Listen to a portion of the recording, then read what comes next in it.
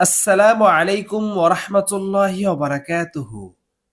প্রিয় দর্শক শ্রোতা, আশা করি আল্লাহ পাকের অশেষ সহমতে আপনারা সকলেই ভালো আছেন। মুমিনের একমাত্র সম্পদ আল্লাহ তাআলার রহমত। অনেক সময় দেখা যায় মানুষ একটু বেশি আমল করলে নিজেকে অন্যদের চেয়ে একটু আলাদা ভাবতে শুরু করে দেয়। কোনো ক্ষেত্রে তারা অন্যদেরকে খুব খাটো নজরে দেখতে শুরু করে। এটা মোটেই ঠিক নয়, কারণ মানুষ শুধু আমলের উপর ভর করে কখনোই জান্নাতে যেতে পারবে না। হযরত আবু হুরায়রা রাদিয়াল্লাহু তাআলা আনহু বলেন, আমি রাসূল সাল্লাল্লাহু আলাইহি সাল্লামকে বলতে শুনেছি, তোমাদের কোনো ব্যক্তিকে তার নেক আমল জান্নাতে প্রবেশ করাতে পারবে না। লোকজন প্রশ্ন করল, হে আল্লাহর রাসূল, আপনাকেও নয়? তিনি বলেন, আমাকেও নয়, যতক্ষণ পর্যন্ত আল্লাহ তাআলা আমাকে তার করুণা এবং দয়া দিয়ে আবৃত না করেন।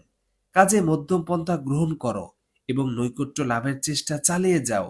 আর তোমাদের মধ্যে কেউ যেন মৃত্যু কামনা না করে, কেননা সে ভালো লোক হলে তার নেক আমল বৃদ্ধি হতে পারে, আর খারাপ লোক হলে সে তওবা করার সুযোগ পাবে।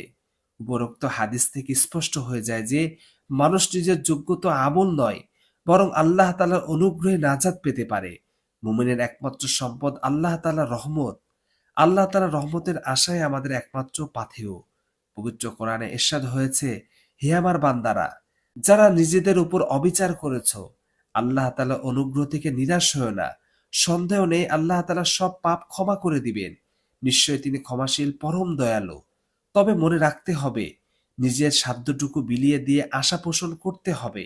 বীজ বপন না করে চারা গাছের আশা করা যেমন নির্বুদ্ধিতা, তেমনি নেক আমল না করে এবং গুনাহ ছেড়ে না দিয়ে তওবা না করে পরকালের মুক্তির জন্য আল্লাহ পাকের রহমতের আশায় বসে থাকো তেমনি বোকামি। আবার অনেক নেক আমল করে তা নিয়ে অহংকার করা আরো বড় বোকামি। কারণ সর্বপ্রথম অহংকার করেছিল অধিশপ্ত শয়তান। অহংকার করে সে চিরদিনের জন্য আল্লাহ তাআলার রহমত থেকে বঞ্চিত হয়েছে। কাজে মানুষের মধ্যে অহংকারী মনোবৃত্তি শয়তানি চরিত্রের বহিঃপ্রকাশ। এ ধরনের চরিত্র মানুষকে জান্নাতে যাওয়ার পথকে বন্ধ করে দেয়।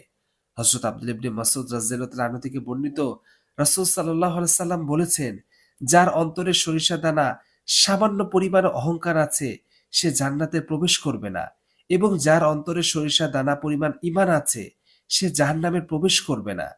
তাই আমাদের উচিত নিজেদের সামান্য আমলের অহংকারী না হয়ে সর্বদা আল্লাহ তাআলার দরবারে তওবা করা।